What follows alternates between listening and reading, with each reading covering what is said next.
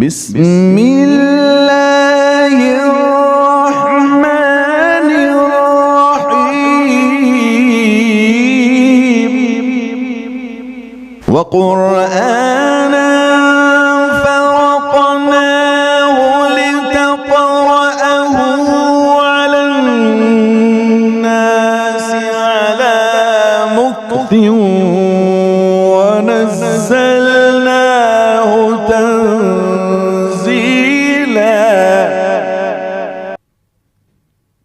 अल्हम्दुलिल्लाहि रब्बिल आलमीन वस्सलातु वस्सलामु अला सय्यिदिल अंबियाइ वल मुरसलीन व अला आलिहि व अस्हाबिहि अजमाइन।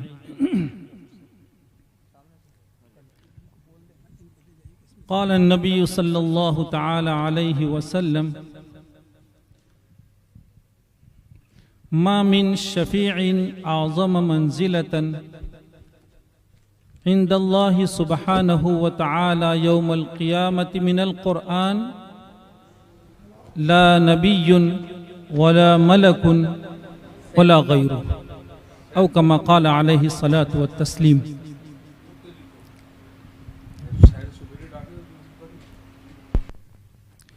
इक़रा हम्दो नात एकेडमी की तरफ से मुनाकिद खूबसूरत कामयाब मुसाबक़तुल क़ुरआनिल करीम की इस रूह परवर मजलिस में मौजूद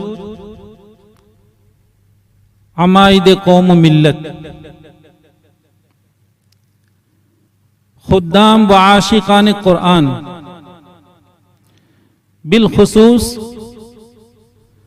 मुंतज़िमीन मुसाबक़ा और मुसाहिमीन, अदामल्लाहु फ़ुयूज़कुम। मेरे बुजुर्ग और भाइयों, दुनिया ने इस हकीकत को तस्लीम किया है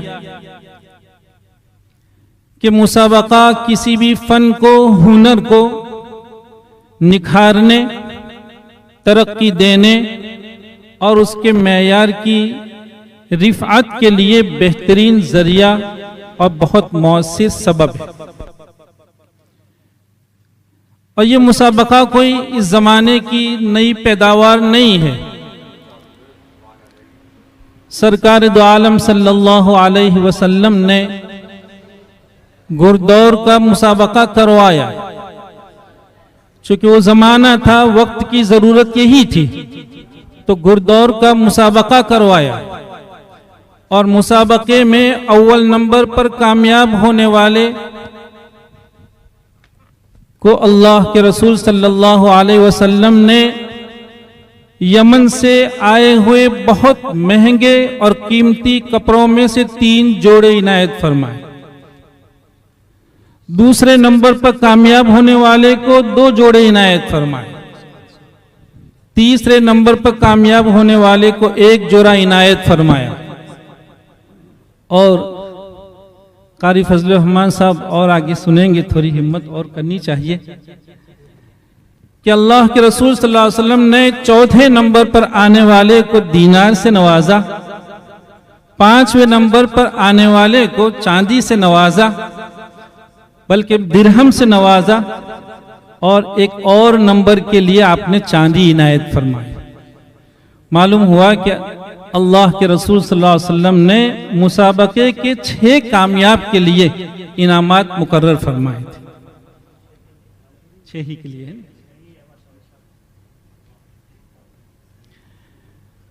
मेरे भाइयों, हमारे ये नौजवान अल्हम्दुलिल्लाह मुल्क भर से इस मुसाबक़े में तशरीफ फरमा हुए और उन्होंने अपनी बड़ी उम्दा काविशों के नमूने पेश फरमाए। हम मुंतज़िमीन मुसाबक़ा और आपकी पूरी टीम और इन मुसाहिमीन की खिदमत में दिल की तमाम तर गहराइयों से बड़ी मुबारकबाद पेश करते हैं कि आप अल्हम्दुलिल्लाह कौम मुस्लिम की इज्जत हैं, आप सरमाया हैं, आप इस कौम का मुस्तकबिल हैं। आपसे हम उम्मीदवार हैं कि आप मुसाबक़े की राह से अपने शौक को महमेज करें और खूब आगे बढ़ने की कोशिश फरमाएं। कुरान करीम और उसकी तिलावत का हुस्न और लहजों की जाज़िबियत आप जानते हैं कि किसी भी गरीब घराने के जवान को कैसी रिफातों से नवाजता है। आपने सुना होगा हजरत सहाबाए किराम रज़ी अल्लाह तआला अन्हुम की जमात में हजरत सालिम रज़ी अल्लाह तआला अन्हु का क़िराअत में इम्तियाज था। सरवरे कौनैन सल्लल्लाहु अलैहि वसल्लम फखरुल अंबिया हजरत सालिम रज़ी अल्लाह तआला अन्हु से जब बहुत उम्दा अंदाज में कुरान करीम को सुने हैं तो आपने आपकी क़िराअत से खूब महजूज होकर मुतासिर होकर ये फरमाया था, अल्हम्दुलिल्लाहिल्लज़ी जअल फी उम्मती मिस्ल हाज़ा, कि हम अल्लाह रब्बुल इज्जत का शुक्र अदा करते हैं कि उस जात ने मेरी उम्मत में ऐसे उम्दा कुरान पढ़ने वालों को पैदा फरमाया। कौन फख्र कर रहा है? फखरुल अंबिया। लेकिन किसके लिए फख्र हो रहा है? हमारे ये जवान सुने कि ये वो सालिम हैं जो किसी जमाने में दिमश्क की बाजार में गुलाम की हैसियत से बिकने आए थे। फिर जब आपको खरीद कर ले जाया गया मदीनतुल मुनव्वरा, तो मदीनतुल मुनव्वरा के बाजार में सालिम के आका धूप में बहुत देर तक बोली लगाते थक गए, आजिज आ गए। तो आजिज आने के बाद सालिम से कहा कि अब तुम धूप में खड़े रहो, अपनी बोली खुद लगाओ, हम तुमसे थक गए। लेकिन ये सालिम जब अल्लाह रब्बुल इज्जत किसी की किस्मत को बदलना चाहते हैं तो कुरान करीम की राह दिखलाते हैं। जब ये दाखिल इस्लाम होते हैं और उनकी तकदीर में शर्फ इस्लाम आता है और ये जब कलेमा पढ़ लेते हैं और दीनी दरसगाह कुरान करीम की दरसगाह का रुख करते हैं, तो वो गुलाम जो किसी जमाने में 1 रुपये की कीमत पाने के काबिल नहीं समझा जाता था, मदीनतुल मुनव्वरा की बाजार में बोली लगा तो खुद थक जाते थे।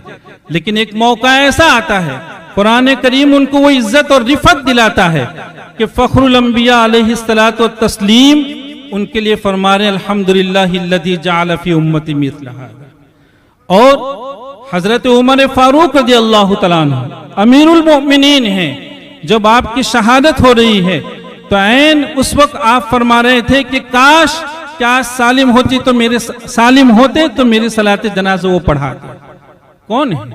किसकी वजह से रिफतें उनके हिस्से में आ रही है? हम इस मौके पर इस मुसाबके के मुंतजिमीन को वाक़अतन दिल की तमाम तर गहराइयों से बड़ी मुबारकबाद पेश करते हैं। बहुत उम्दा काविशें हैं ये, और ये उम्मत के लिए बड़ी कीमती राहें तैयार की जा रही है। जब कोई कौम अपनी तरक्की के लिए बेचैन हुआ करती है, जब वो फिक्रमंद होती है और हर रोज अपनी तरक्की का जायजा लेते हैं कि एक आध कदम आगे बढ़े हैं या नहीं, इस कौम के बाब में ये यकीन हुआ करता है कि वो तरक्की करती है, और अगर बिलफर्ज तरक्की उनके हिस्से में मुकद्दर नहीं है तो वो कम से कम स्टेबल रहती है। बाकी जो कौमें मुतमईन होकर बैठी रहती हैं और तरक्की के लिए बेचैन नहीं होती हैं, ऐसी कौमों के लिए तनज़्ज़ुली उनका लाजिमी मुकद्दर हुआ करती है। ऐसी कौमों के लिए तनज़्ज़ुली उनका लाजिमी मुकद्दर हुआ करती है। उनको कभी भी तरक्की की तसव्वुर का इजाजत नहीं हुआ करती। इसलिए हमारे इन मुंतजिमीन के लिए हमारे दिल में बड़ी जगह है। अब उनको बड़ी कद्र मंजिलत की निगाहों से देख रहे हैं कि उन्होंने इन जवानों के लिए बहुत अच्छी राह कायम फरमाई। मेरे इन जवानों से हम इस मौके पर, मुसाबके के मौके पर ये दरख्वास्त करेंगे कि कुदरत ने आपको बेहतरीन आवाज के अतिये से नवाजा है। ये वो अतिया है कि जो मार्केट में करोड़ों रुपयों से भी खरीदा नहीं जा सकता है।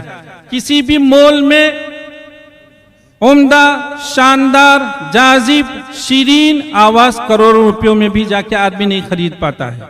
अल्लाह रब्बुल इज्जत ने वहबी तौर पर, अपनी इनायत के अंदाज में, अपनी अता के तौर पर आपके हिस्से में खूबसूरत आवाज फरमाई है। बहुत उम्दा नमूने आप पेश कर रहे थे। हमें इस मौके पर यह समझने की जरूरत है कि बेहतरीन किरात की 2 बुनियादें हुआ करती है। उसके दो उंसुर हैं, उसके दो रुकन हैं, शानदार गला और लहजों की बारीकियां और जाजिब और पुरतासीर लहजे, ये दोनों जब जमा हो जाते हैं, इन दोनों के इस्तेमाल का नाम है हुस्न क़िराअत और खुश इल्हानी। हमारे इन भाइयों से हम कहेंगे कि मेरे भाइयों पढ़िए। हाफिज इब्न हजर रहमतुल्लाहि अलैह ने फतहुल बारी में इस पर बहस फरमाई है कि खुश इल्हान कारी कौन कहलाता है, और खुश इल्हानी में जो दो रुकन है, दो उंसुर है, बेहतरीन गला और शानदार लहजे, उनमें लहजा हुस्न के बाब में सौती हुस्न पर गालिब होता है। शायद ये जवान हमारी बात समझ रहे होंगे कि गले की खूबसूरती, बेहतरीन मीठी आवाज, लेकिन उससे भी ज्यादा अहमियत खुश इल्हानी में अगर किसी को हासिल है तो वो लहजों की उम्दगी है। लिहाजा हमारे जवान इसकी कोशिश करें कि वो अपनी किरातों को बेहतरीन लहजों के सांचे में ढालने की कोशिश करें और उन लोगों को बारहा सुने जिनको कुदरत ने बेहतरीन आवाजों के साथ शानदार लहजों के मलके से नवाजा है। जब तक हम ऐसे लोगों की सोहबत में नहीं बैठते हैं और जब तक इनको बारहा नहीं सुनते हैं, अपना फन तरक्की नहीं करता है।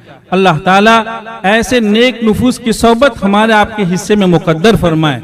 मैं फिर एक मर्तबा आज के इस मुसाबके के जुमला शुरका को और बिलखुसूस जो इम्तियाजी नंबरात से कामयाब हो रहे हैं उन अजीजों की खिदमत में, और इसी तरह जिन्होंने इतनी मेहनत से, ऐसे अरकरेजी से और जिन्होंने अपने ताउन से ऐसे बेहतरीन मुसाबके को मुनक़िद किया है, उन सभी की खिदमत में दिल की गहराइयों से मुबारकबाद पेश करते हुए अपनी गुफ्तगू को खत्म करूंगा। अल्लाह ताला हमारे इस मिल बैठने को कबूल फरमाए।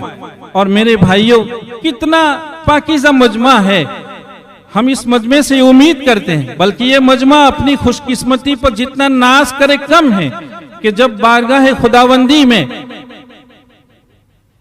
लोगों से सवाल किया जाएगा कि हमने आपको सेहत की दौलत से नवाजा था, हमने आपको आवाज की दौलत से नवाजा था, हमने रुपयों पैसों से नवाजा था, हमने वक्त से नवाजा था, क्या किया उन दौलतों को? जब उन नेमतों के बाब में हमसे आपसे अल्लाह रब्बुल इज्जत के यहाँ सवाल होगा तो एक बहुत बड़ा तबका होगा जो इसका जवाब नहीं रखेगा।